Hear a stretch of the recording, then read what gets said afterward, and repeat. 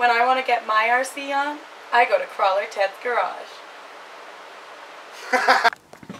Alright, how's it going today, guys? Crawler Ted here with you in the garage. I am working on Project Bow River. I just came up with that. I thought, hey, I just got a name for this project. Project Bow River. Yeah, you know how it is. I don't even have to explain it. So there it is. I'm really not happy with the paint job. I'm never happy with my paint jobs. I'm not a very good painter. But it looks to me like I should have hit it with another coat of yellow before I did it with the black. Maybe I should have backed it with a lighter color instead of the black. But you can see some bleeding. Not really bleeding, but it's like the yellow just wasn't thick enough before I hit it with the black, eh? But whatever. I'm going to roll with it. Once I get it dirty, and I'm probably going to try and do a little damage to it anyway with the torch and some tools, you know, similar to what I did with the red Chevy. But so yeah, so there we go. That's the lid. Nothing too fabulous, but what the heck? I like it. It looks good. It looks like you know, a couple good old boys got together and painted the Chevy in the backyard over the weekend. You know what I'm saying? Perfect. I'll rock that lid. So here's we are. Here's the chassis. So with this build this time, I mean, you know how I go through trucks. So I decided I would scrounge through all my junk and see what I could round up. I've tried to use as much of my own junk as I had without, you know, and only buy what I had to. So what you see is what you get. So I already had the set of diffs, both of them. They were built, upgraded and everything. I believe they came out of my FOF, so they were both ready to go, no problem there. A couple 4-link plates so that I could 4-link everything. I had one, I had to pick one up. The battery I decided to mount crossways here instead of up in here. Simply because, I mean, I've done it both ways. I don't know that there's a performance advantage either way, to be honest. I mean, I really couldn't say for certain, but anyway, that's where I'm putting it this time. The links, I had bent links, I didn't have straight links, so I thought, okay, I'm going to use the bents. Now when I put the bent links on, with this shock setup and everything, the problem was no articulation, hardly any movement, because the bent links were hitting the upper links almost immediately. So what I ended up doing, I had this lift kit already for a while, which I never used, so I threw it on just to raise things up a little bit so I get separation from the upper and lower links, so I do get a little bit of movement and some articulation. I didn't really like the way it made everything kind of flexible here, so I've taken and joined. There, you see that rod? I've joined my two shock mounts together, my two shock hoops, to make that all solid. I may do the same thing in the back. It flexes a little bit more using those lower link, or sorry, those lift kit pieces. I think there's more flex. Okay, I got cut off there. My old lady came out giving me grief. Anyway, so left them out. Where was I at? The ESC and the receiver. Good to go, ready to put in. So, you know, I usually run the underground lights from Walmart, the LED sets. So this time, if you've seen Medic's video of our urban assault and one of my Friday night videos at PM Hobby at CTG, Colin runs a light kit, ground effects light kit. This is it right here. Bam.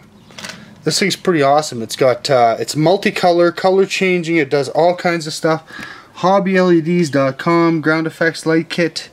It's got a remote, fully functional remote. Here's the control unit. Leads to the LED strips. There's the power lead. Here's the LED strips themselves. Now, 1, 2, 3, 4, 5. There's only 6 LEDs in each one. They're only about 8 inches or so. So, I mean, the ones from Walmart are considerably brighter. They're the full 12 inches, but they're a single color. So that's why I decided to go with this. I'm going to give them a try. Fully waterproof, ready to go. The control module, probably not. I'm going to plasti dip or silicone that to make sure no water gets into the circuit board inside. And I'm just going to run those under the rails on each side, similar to how I would do the Walmart ones. Comes with a couple of extra pieces here. You could get some more sets and connect them to this. This one is to connect it to something else, I don't know what. And yeah, so there you go. Pretty straightforward, eh? Not much to it. The other thing I have picked up is... oh, that's where it was, wasn't it? I was on the Vanquish light bar. Okay, so the Vanquish light bar. Rooftop or... yeah, I don't think that works on the Chevy. I think I'm gonna have to go rooftop with it. So my buddy Cam 2040 is hooking me up with headlights and taillights for it. I'll also run the underglow, obviously, the Vanquish light bar. So we'll see what happens from there. If I run bumpers, I'll put lights in the bumpers too. I mean, shorter days are coming. More lights the better, in my opinion. It looks awesome. So anyway, there we go. There's a quick SCX10 update. Project Bow River. Yeah, well, here we go. Wheels and tires. I had another set of these because the first Rubicon I had, I took these wheels and tires right off of it and I ran something else right away. So I'm going to run these. I mean, I ran them on the last one and I was pretty happy with them. They worked really good. I'll run them till the snow hits, you know, till we get some deep snow. Then I'll switch to a bigger tire. Whether it's just switch to the 1.9 IROX or bump right up to 2.2s. The 2.2 chisels are great if there's a lot of snow, you know. So it's good to have choices though. So there we go. The other thing, DeWalt motor, brand new DeWalt motor there. They seem to work pretty good, you know. They last a little longer. They've got a, you know, not super fast, probably right around the 27 turn-ish, something like that, I'm thinking.